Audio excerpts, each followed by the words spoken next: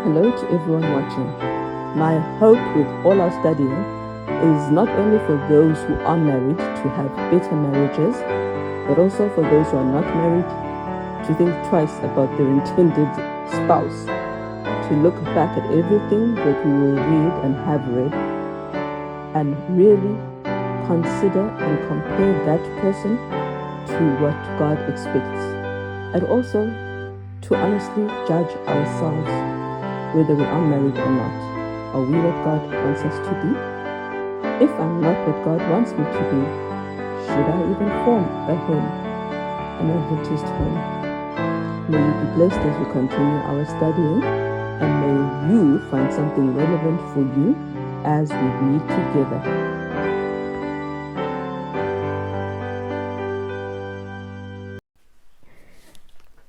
I'm not planning on making it a habit to do an opening comment, but I do want to say this week. The more I read the Spirit of Prophecy again for this, the more years have passed since I've been an aware adult, the more I see why there are, in my view, that I personally don't know a single couple. I don't know any couple that espouses what God espouses in the Spirit of Prophecy. I don't know any couple where both are doing proper dressing, modesty, fully covered. I don't know where both are teaching the truth, all the truth, the unvarnished truth, not only the pleasant truth, but for those of you who are in our church, the present truth as well, the uncomfortable truths, the truths that God is in the sanctuary doing his investigative judgment. Right now you are living in the Day of Atonement. What does that mean for you and me? I honestly don't know anybody. There were the famous preachers. There were things that were off anyway. There were just things that were iffy. It's just one of those cultural things that you should go along with, where men don't come to church and then put hats on. One of them came and he preached with his hat on, a beanie on. And that just, he was well known. I think he's even done books. And his wife was homeschooling. They seemed, everything seemed okay. I would write to the wife asking for tips on homeschooling because they were older than me. And then the wife kind of just said, oh, she's no longer homeschooling anymore. She's sending them to a school.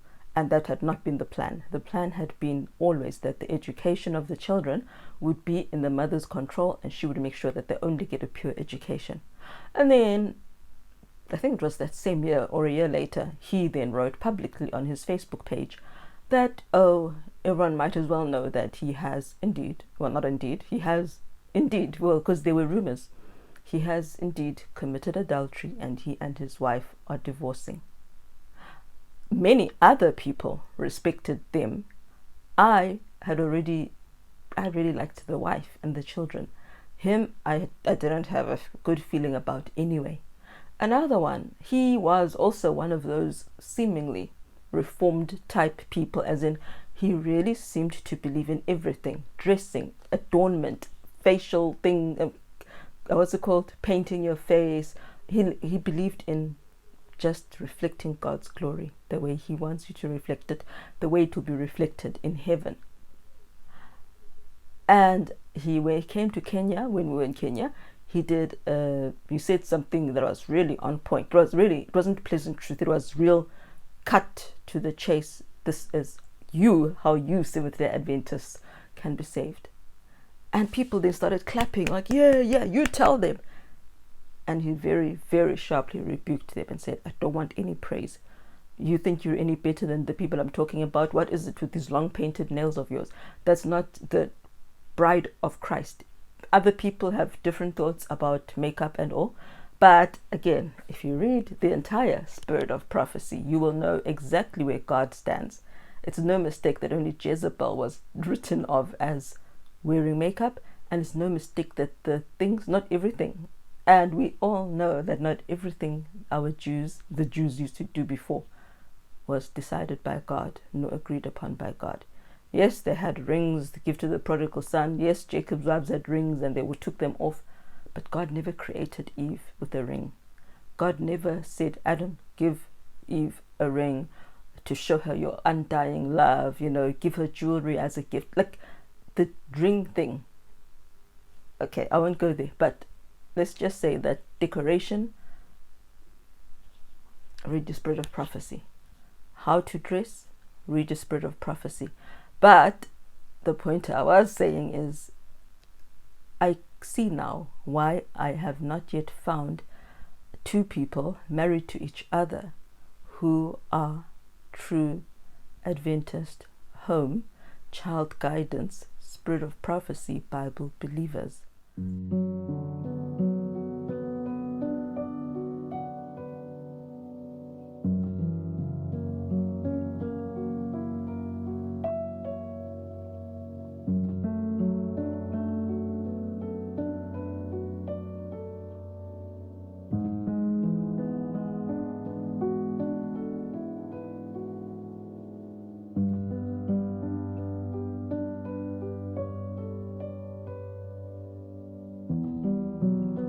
It all begins with how we were raised, what we believe is godly versus what God says is godly, and how much we are willing to settle.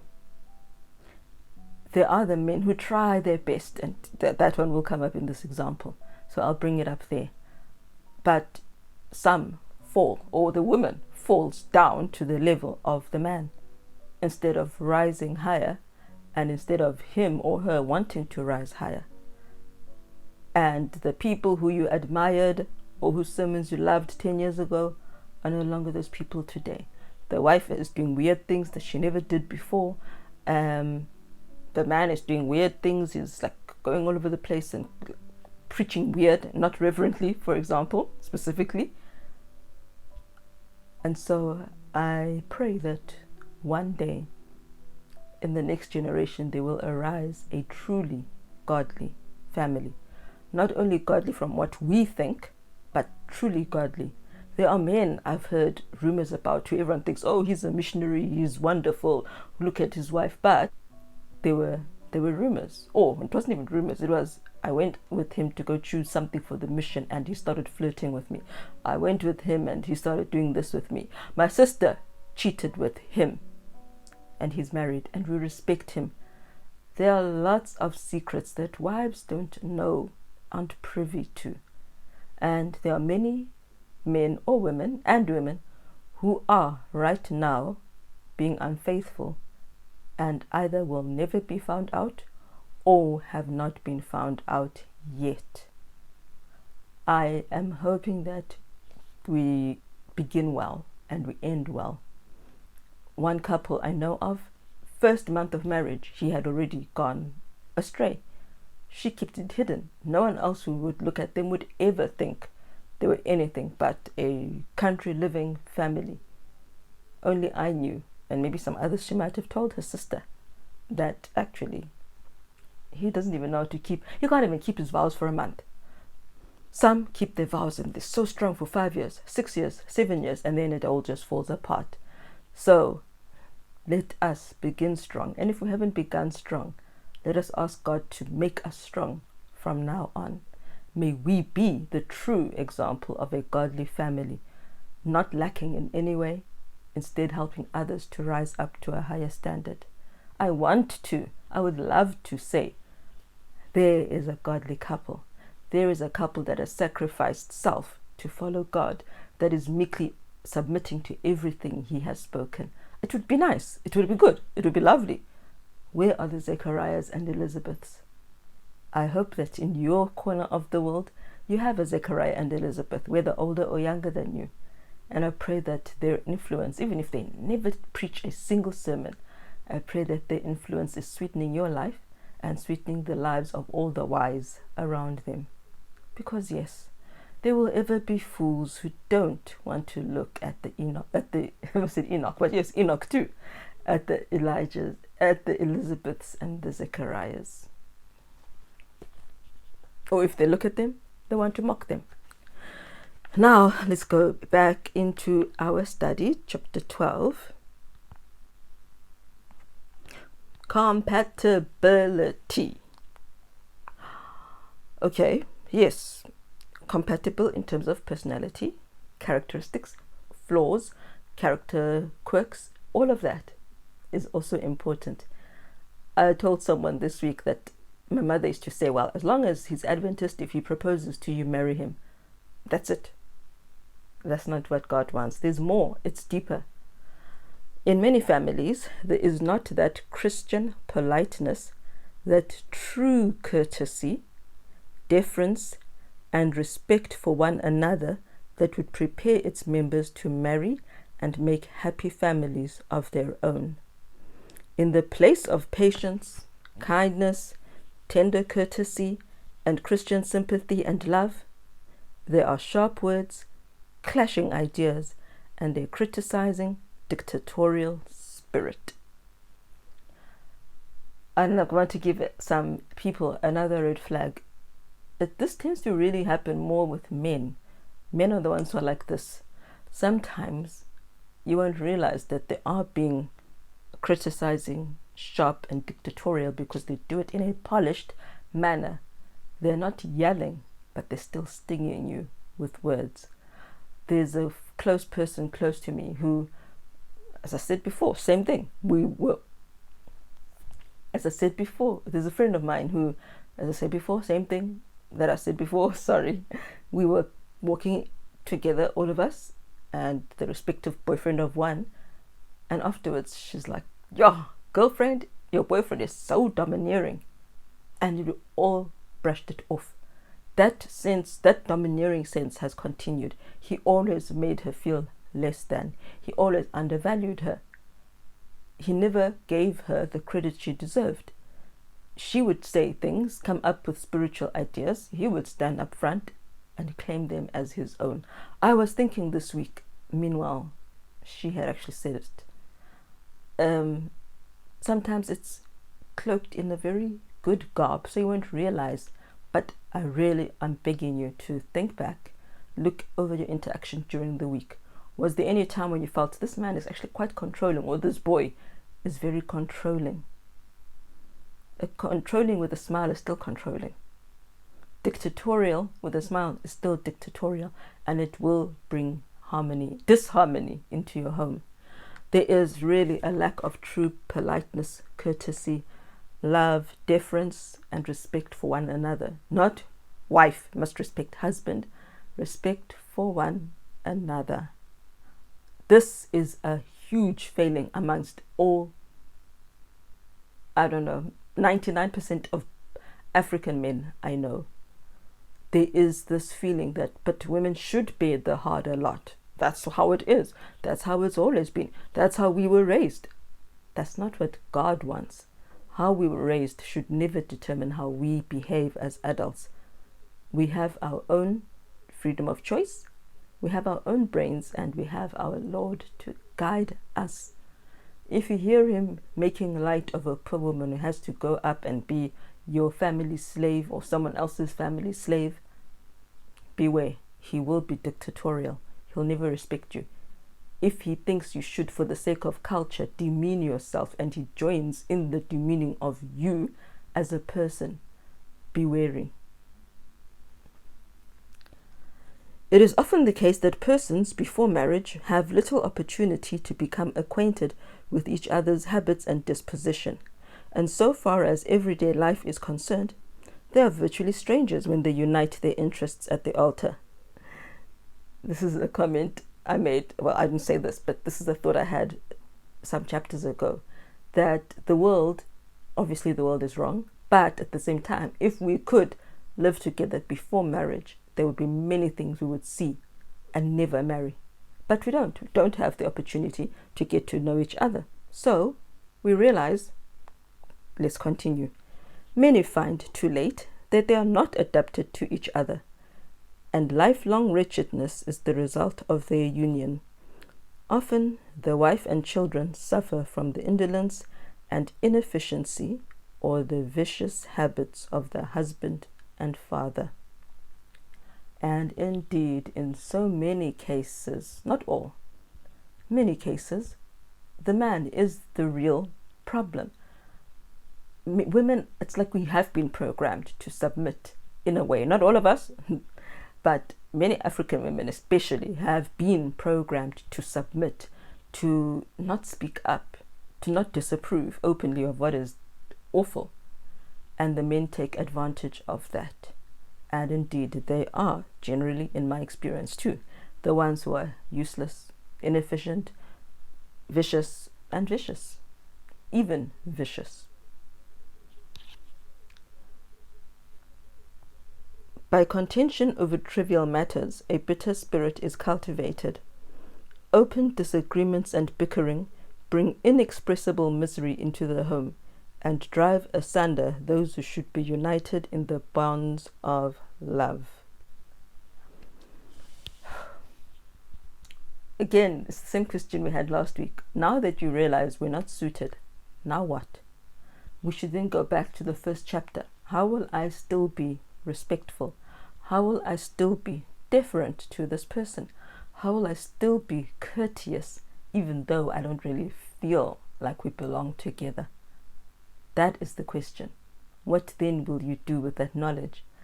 Instead of becoming vicious, and not adding pain to pain, we should be trying to work together, pressing together to form a union.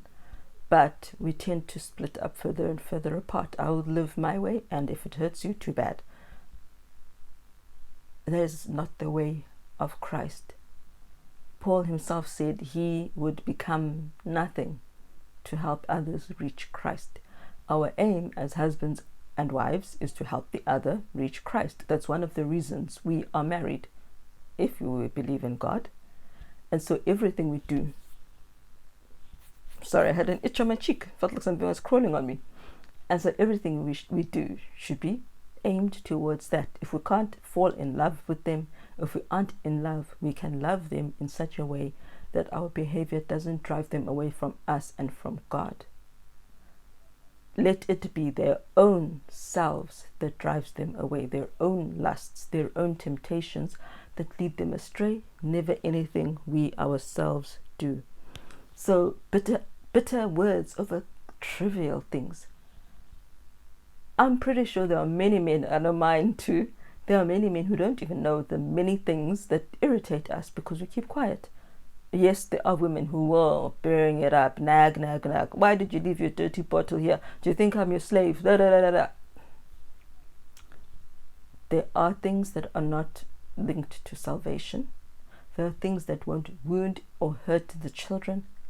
Both sides should learn to just keep quiet, not let bitterness grow, take root, and then grow upwards and outwards.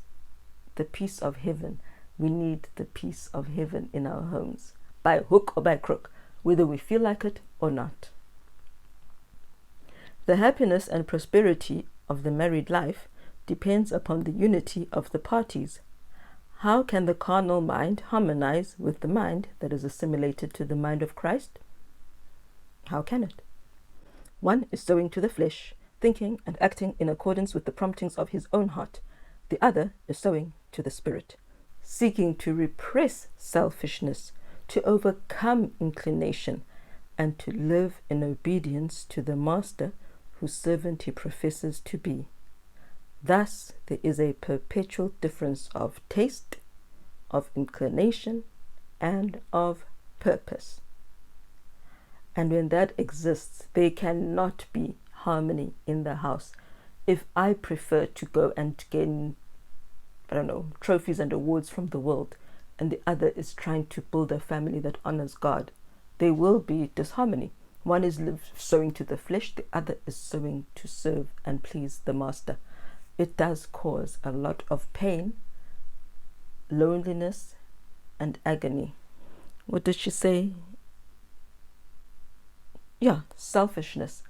One is trying to be as selfless as possible, and unfortunately, the wicked man takes advantage of that nature. Watch out. If someone is taking advantage of you as a girlfriend, if he knows, oh, she'll forgive me again, or she won't hold me accountable for this, don't go for him. find someone who will rather say, oh, let me make sure I don't hurt her. Am I living in a way that will please her? Look for someone who's living for you, but also mainly for God. Because when a man or a woman live for God, they will obviously and ultimately live for you as an outpouring of His love and an outworking of the faith you have in Him. Automatically, the great love and reverence and submission one has for God, it will then sprinkle out to the rest of the family. Unless the believer shall, through his steadfast adherence to principle, win the impenitent, he will, as is much more common, become discouraged and sell his religious principles for the poor companionship of one who has no connection with heaven. Poor companionship. Just left out the I there. So, usually, the one might perhaps win the other, as we saw in previous chapters. It's not guaranteed. But what we tend to see is that they both go down. And that's where the one example I had came from, where they were both not Adventist when they came into the church, got married in the church. And as we studied as youths and young couples, we all learnt the same truths.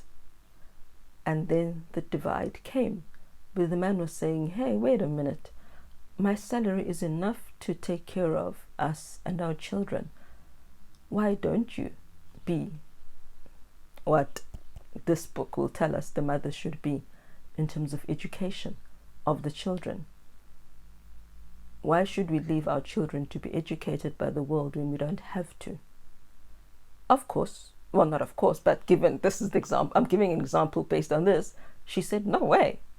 You married me as a career woman, and that is what I want to be. I want us to be rich. I don't want us to be comfortable. That was what her aim in marriage was and in life. Her aim wasn't to be comfortable, content in God. It was to be wealthy. His aim had been, for that short moment in time, to worship God, honor Him, and obey Him, even if it would mean they would never be wealthy. But as the years have gone by, he has completely swallowed the die rich, was it get rich or die trying ethos. And it is sad to watch. It is sad to watch because he wanted to. You never know, if she had agreed to be the primary teacher of the children at least until age 8 to 10, and then find them a school that matches all the other things, which then honestly leads you to homeschooling anyway, maybe things would have been different, maybe not. But indeed, that is one of many examples where they have both gone down. Same with another relative as well. She seemed okay. She seemed reformed. He exposed his true awful self. She went down as well. And she started cursing at people. She started hitting people. Yeah. May the grace of God help us to keep aiming upwards, even while the other is pulling us downwards if we are in such a situation. Never take your eyes off God. Don't look at where your partner is trying to lead you. Don't even look where he's trying to lead the children. Just pray, do your part, and look at Christ. The reward he offers is much more important than any worldly award or trophy or medal. It really is. Many marriages can only be productive of misery. Yikes. Many marriages can only be productive of misery. And yet the minds of the youth run in this channel because Satan leads them there, making them believe that they must be married in order to be happy, when they have not the ability to control themselves or support a family. Those who are not willing to adapt themselves to each other's dispositions so as to avoid unpleasant differences and contentions should not take the step. This is where the controlling dictatorial spirit comes in. If you don't want to adapt to your wife or girlfriend, don't marry her, because marriage is about both of you adapting to each other.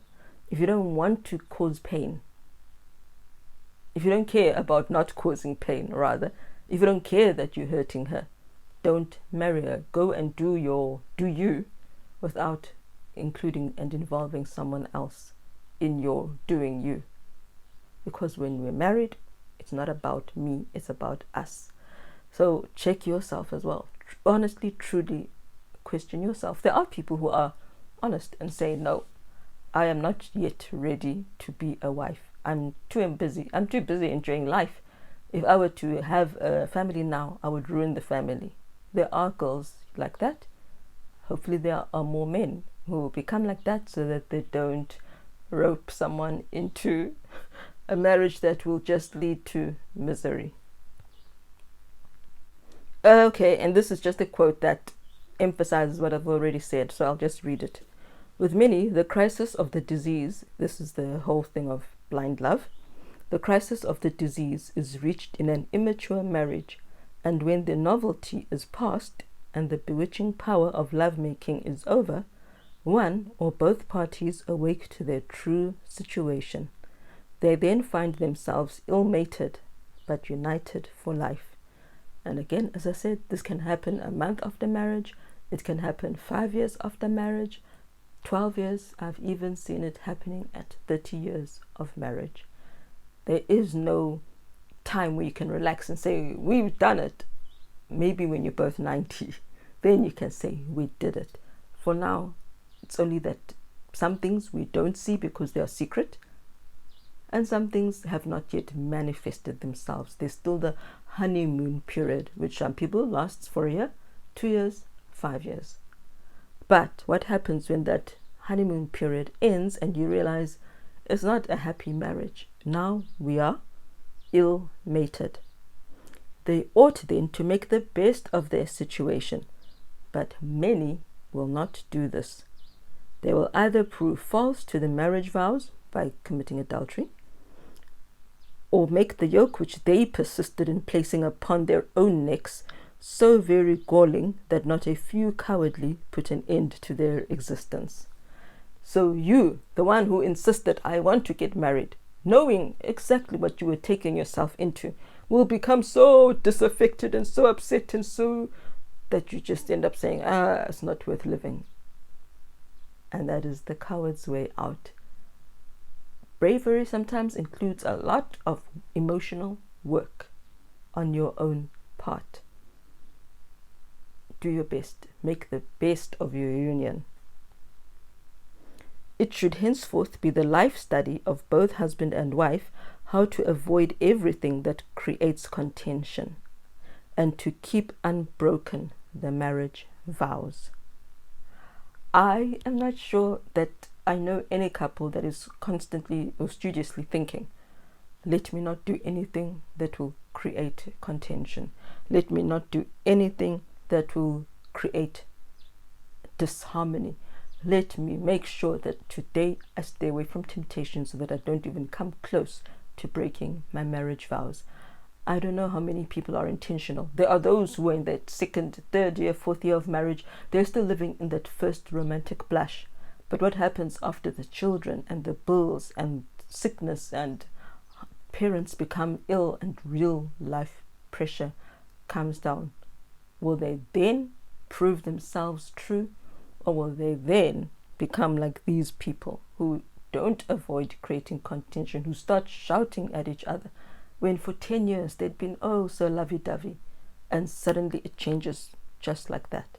Or the man who for 12, 15, 20 years has been, to everyone's knowledge, faithful, and then boom, 60 years old, like one of my acquaintances, he goes and makes a child with a 30-year-old woman, forgetting his own 56-year-old wife, who has with him 30-year-old and 20-year-old children.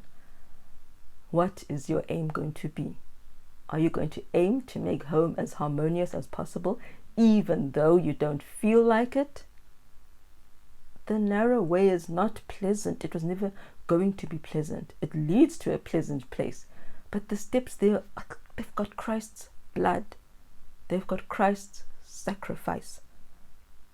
Why should we suffer any less than Christ suffered? There is no way.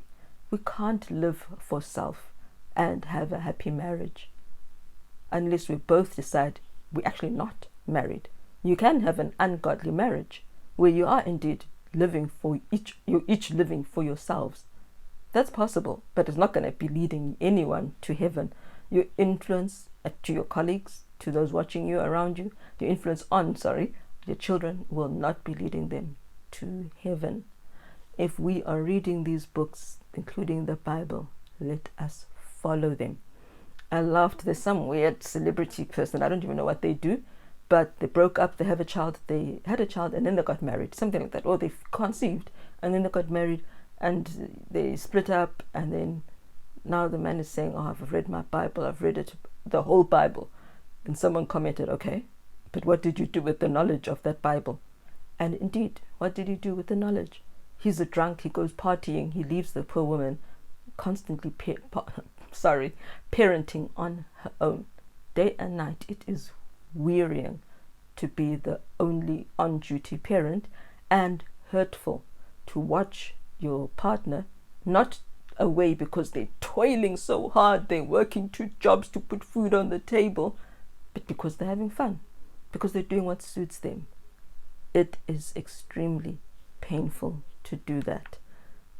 May we live for God, which will then teach us how to live for the other and for His gospel. The last paragraph. For years I have been receiving letters from different persons who have formed unhappy marriages, and the revolting histories opened before me are enough to make the heart ache. Maybe 5 years ago, I told a friend, I'm actually jaded. Probably 10 years ago. I told someone, I am jaded. I can no longer rejoice when anybody gets married. I don't know how to put it, but I live from a godly perspective. I look at things from a godly perspective. What has God said? So I know either they weren't actually really honor God. I mean, there were many missionaries who were not honoring God where we went. They were not humbly following Him in everything He has so plainly taught. But they were missionaries, so hey, they're following God. So you will find those people. But for me, as someone who wants us all to just be lights, true lights, it's disappointing. I'm not going to celebrate a marriage where both people are not going to be lights for God. Then, yeah. But I also know the heartache and woe that so many have gone through. And for most of the people I know, it's been the innocent wife who went in all in. Well, there's some wives who don't feel any pain. They are mistreated, but they don't feel the anguish. And I was wondering with someone that, is it because maybe they didn't actually marry for love, like that deep emotional, I will live for you, our home will be a praise to God. That's what I said in my vows. And everything I do, I'm praying for you. Maybe they don't have that love for the husband. So that's why they literally, seriously, people, they don't feel hurt. They don't feel hurt when they are mistreated or neglected. So there are those people, but many feel misery.